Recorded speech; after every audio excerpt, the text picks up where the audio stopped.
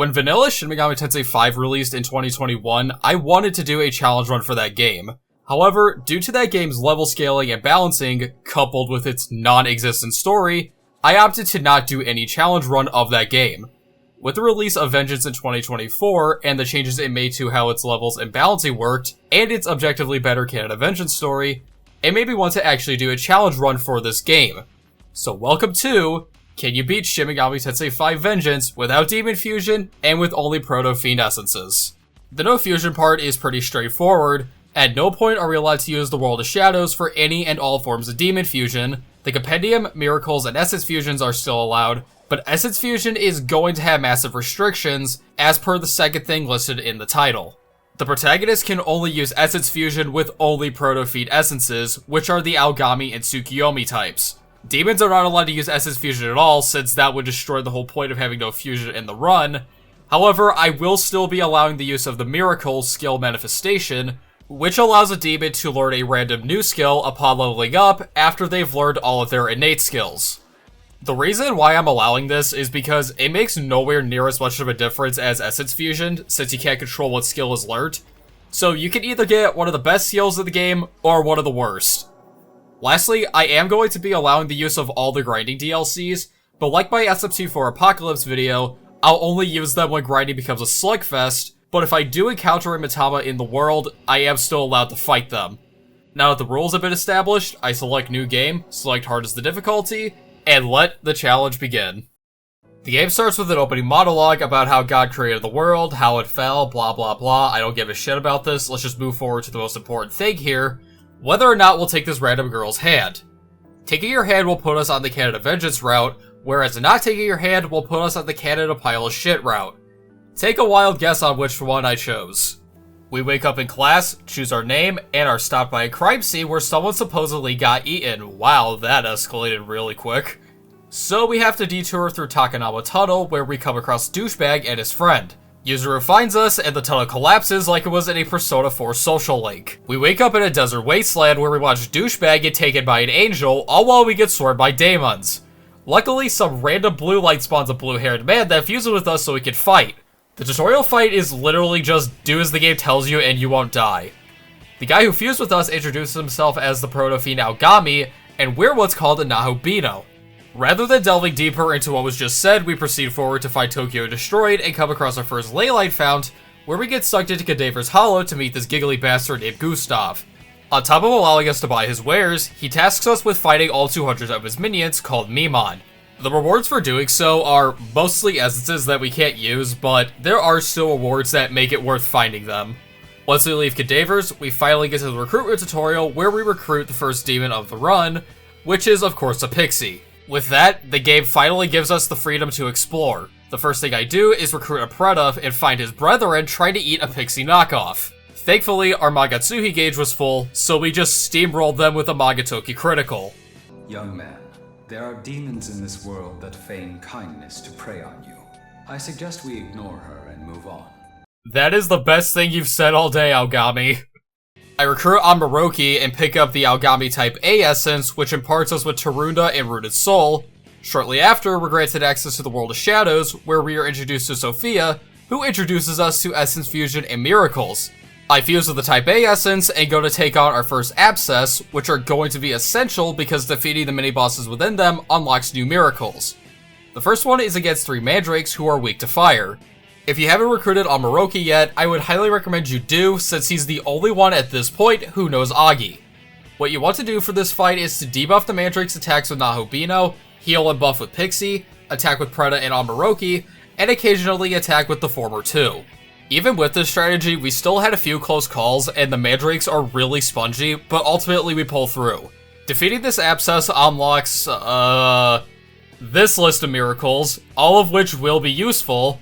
Then we run into Naka Pixie again, who offers us a bead for our abscess troubles. Young man, this demon's intentions are unknown. I suggest we ignore her and move on. I fucking love you, Aogami. Pushing forward, we run into Yuzuru, who reveals that he too can summon demons, and then we get ambushed by Glacia Labilis. Luckily for us, this random girl comes to our aid, and this is where we are introduced to the concept of guest characters. Guest characters differ from demons in a lot of ways.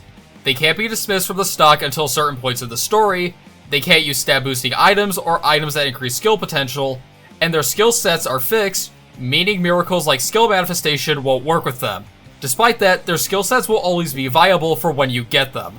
In this instance, Yuzuru has Bufu, Rakunda, and Graham Slice, and Yoko has Dia, Zio, and Agi. The party lineup I went with was Yuzuru, Yoko, and Pixie, the order of which doesn't really matter. Glacia is weak to Elec, so Nahobino and Yoko should be the primary attackers, with Nahobino throwing out the occasional attack debuff. Yuzuru should also be attacking with Graham Slice due to its high crit rate, with him occasionally throwing out a Rakunda. Finally, Pixie should be healing and buffing defense, and nothing else. If you do this right and are consistent enough, this beast should run off. Yuzuru and I introduce ourselves to Yoko, and in Yuzuru's brilliant mind, he decides that Yoko and I should stick together all while he goes on ahead without us.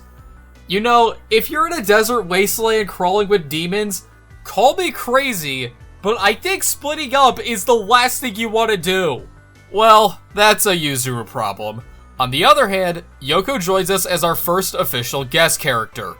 On top of what she has innately, she unlocks Muto at level 8 and Tarunda at 13. Coming up on Shiba, Knockoff Pixie approaches us yet again. This time around, Aogami cannot tell us to ignore her, which means we have to take her as our first official Demon Navigator. We're introduced to the Demon Haunt, gain 3 stat points, I give this Neko Shogun 5 life stones, beat this red slime's ass, and go to take on another abscess, this one being a single mermaid, who is weak to Elec and fire. The only thing you have to be wary of is her charm attacks and Stormcaller's song, the latter of which is why I didn't bring on Maroki into this fight, because I didn't want Mermaid getting extra press turns and guaranteeing our death. I did have one close call with her almost killing Pixie, but other than that, we destroyed this abscess, which most notably unlocks Divine Amalgamation, which for now is useless since all Aogami essences have the same affinities. We talked to... however you pronounce that, who wants us to fight at least 4 of her young stars before the full moon. I end up fighting 10 just because I felt like it.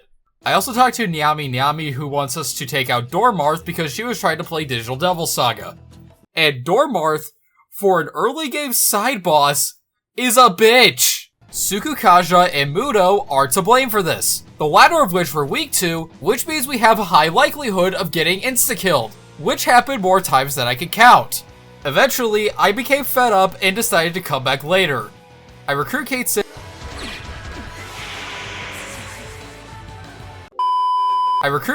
and Daemon and talk to this mermaid who wants us to save her friends from a curse, this Agathian who wants us to kill some daemons, then Knockoff Pixie gives us casual hints about what the boss at Tokyo Tower will do to us if not properly prepared. I pick up the Aogami Type 1 essence, which has Aramasa and Rakunda, so I go to the World of Shadows and inherit them. After that, I recruit Jutunshi and go to rematch Dormarth. Now, does any of what I just did make the fight any easier?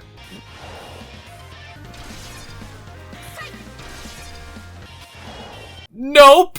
Almost all of my attempts would end with me getting insta-killed. There was nothing I could do to prevent that aside from guarding, which I can't do half the time because I have to also be outputting damage. Literally, all I can do is debuff Dormarth's defense and pray that I don't get hit with Muto and not have her dodge attacks. I did have a couple of close calls, but I was lucky enough to finally beat her and complete the quest. After we give Dormarth a much-deserved pounding, I recruit Azumi and arrive at Tokyo Tower, where we hallucinate a battle between the angels and demons. Thankfully, Knockoff Pixie snaps us out of it, because now, we have to fight the Hydra. The best way to summarize it is SMT V's version of Matador from Nocturne.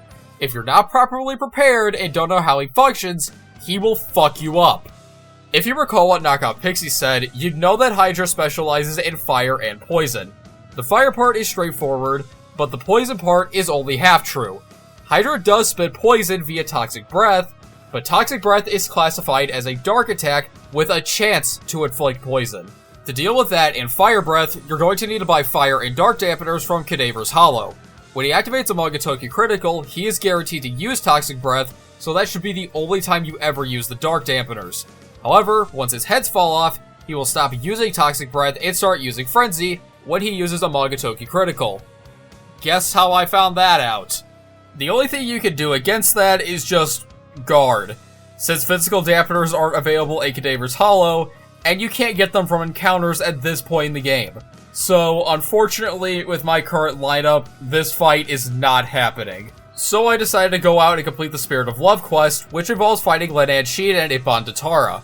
In a normal playthrough, I would usually side with Linan Sheed, which would have us do the Water Nymph quest instead, but Absaris has Bufu and Charm Resistance, the latter of which we'll desperately need for a fight much later. Linan Sheed goes down after one Amogotoki critical activation. Ibon Datara, however, is way spongier than her and gives us some trouble, but not enough to warrant being a threat. After defeating them, we go back to Absaris to complete the quest and have her join us, and go back to Tokyo Tower to rematch Hydra. This time, I don't go into heads-off phase when his Mogotoki critical is active, so we have time to block the frenzy and survive it.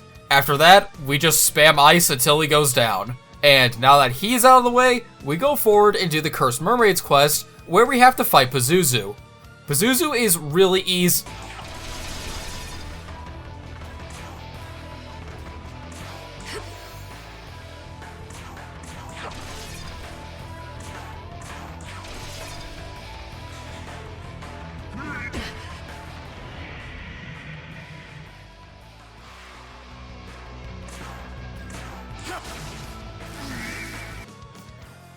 Need I say more?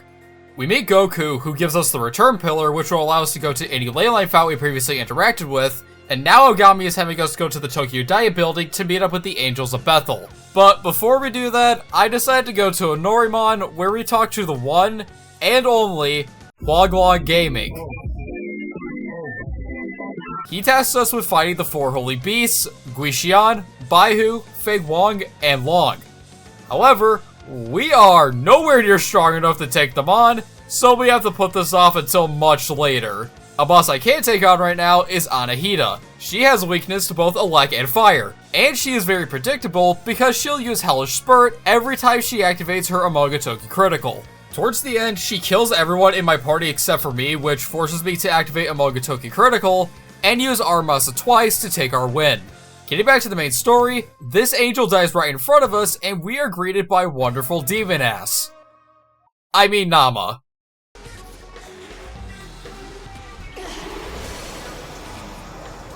Yes, we are not immune to demon ass, but you know who is?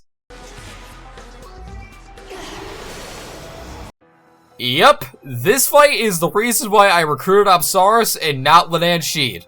Does this make the fight easier? Not at all! Naamah will always lead off with Capitulate to Pleasure, which is a high charm chance and a Dekaja effect. The best way to deal with the charm is to put Absaris in the first slot of the party, so that she can use Patra on the next party member, so that the next party member can use an Amrita Soda, and so on. Naamah has a weakness to physical, but exploiting that is harder than it sounds because our two best physical attackers are weak to dark, which Naamah possesses in both single target and all target form, so you can guess how 99% of my attempts ended. At this point, I really didn't know what to do. I couldn't attack because I risked being insta-killed, and employing a guarding strat only delayed the inevitable. If only there was a demon that blocked dark and was a physical powerhouse. Oh. Perfect. Yeah, okay. Bicord is the best demon you could possibly recruit at this point in the game. Not only is he immune to dark, but he has beatdown, which varies in damage depending on how much HP the user has left. On top of that, he is the only demon that has charge this early on, wording it at level 15. Unfortunately, he is not immune to demon ass, but with Absaris, that hardly matters. I get him up to level 15 so that he unlocks charge, and I go back to challenge Naamah. Not only did Bicord make this fight easier, but what I noticed in Naamah's pattern is what made her go from hard to a complete joke.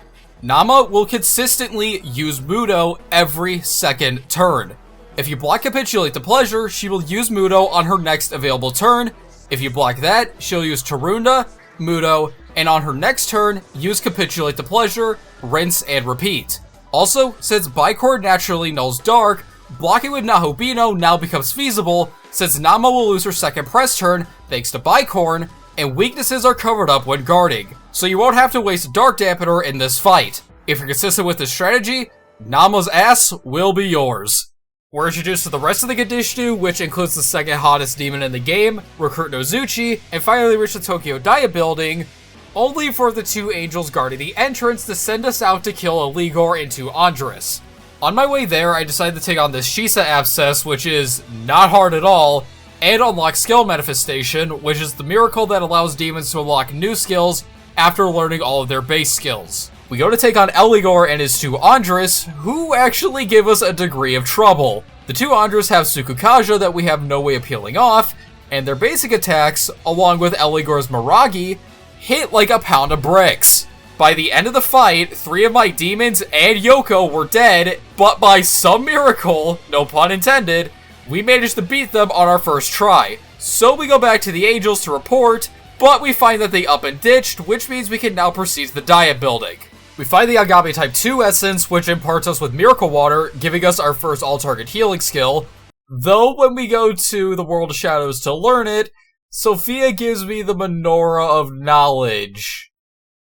Oh, hell no. I paid this chart up 2500 Maka to reveal the remaining Mimon and Minato, and while I was hunting them down, I found this Oni who wants to help others by getting pissed at anyone who doesn't want his help.